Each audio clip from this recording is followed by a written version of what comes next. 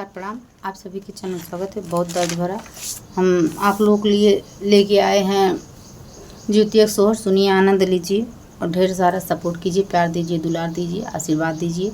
और गीत कैसा लगता है बताइए ज़रूर। प्यार से कमेंट करें और ढेर सारा सपोर्ट करें, आशीर्वाद दें। धन्यवाद।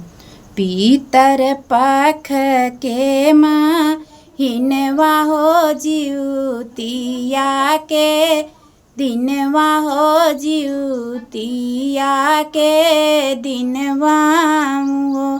सासू हम करब जिउतिया पूजनिया हो, बरत हम हूँ भूखब हो। मोरी सासू हम करब जिउतिया पूजनिया हो, बरतिया हम भूखब हो।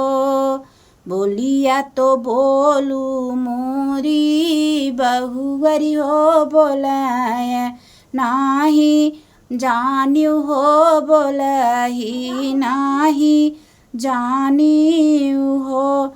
बहुवरी नहीं तोरे गोदी में लनवा हो, जिउतिया कैसे भूखबू हो, बरतिया कैसे करबीऊ हो।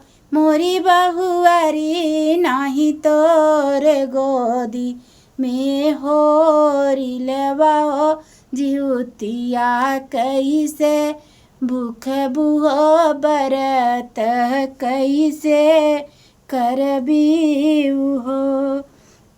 इतनी बचन सुनी बहुवरी हो, तो रोवत भी तर गई, रोवत भी तर गई हो। मोरी बहिनी हनीली बजर के वड़िया हो, खोलाए नाही खोलाई हो, बोलाए नाही बोलाई हो। मोरी बहिनी हनीली बजर के वड़िया हो, भीतर माई के पूजय हो, भीतर माई के पूजाई हो।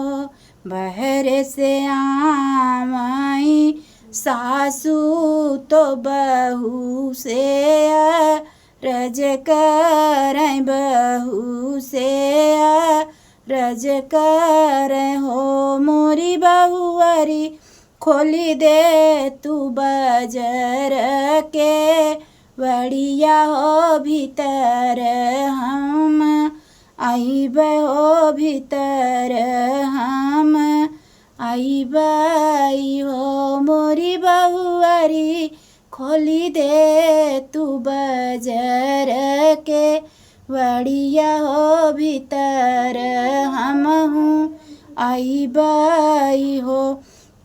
बहु अरे सासू जे आवे भीतरिया, तो देखी के चकित भइली, देखी के चकित भइली हो। सखिया भरल कलशवा होइगा, लड़िका तो भुइयाँ लागे खेलन हो। मोरी सखिया भरल कलशवा होइगा, लड़िका हो तो भुइयाँ लागे खेलाई हो।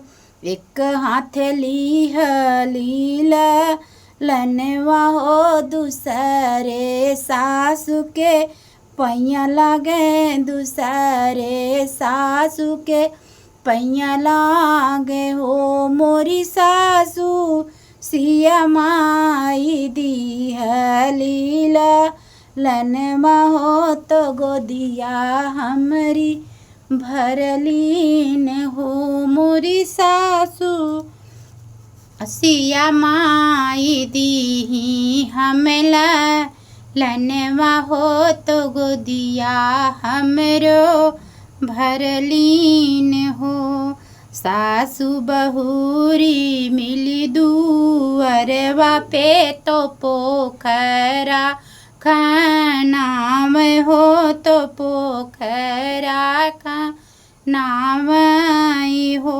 मोरी सखिया दोनों जनी मैया के पूजय हो तो मैया भई दयालु हो। मोरी बहिनी दोनों जनी मैया के पूजय हो तो मैया जे दयालु भैली हो।